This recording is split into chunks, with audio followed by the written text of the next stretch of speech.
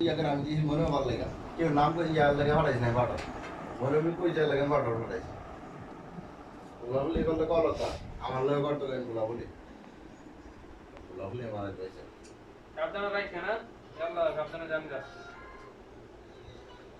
ইয়াল্লা কায়দা হলো আর রাস্তা থেকে কিছু নিয়ে রয়েছে কেন আনে না পরিবারের সামর্থ্য থাকা সত্ত্বেও ও সাইড করে দেয় হ্যাঁ এবারে মানে দিয়ে সবজি ধানে দিয়েছে আত্মহত্যা না রেললাইনের কালদা গ্রামের অংশে এই ঘটনাটি ঘটেছে বলে জানা গেছে।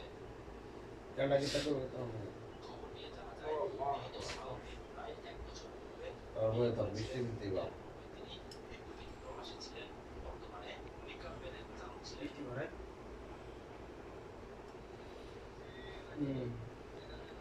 এদিকে একাধিক প্রত্যক্ষদর্শীদের সূত্রে জানা যায় দুপুর থেকেই রেললাইনের দুই অংশে হতাশাগ্রস্ত অবস্থায় বসেছিলেন সালাউদ্দিন।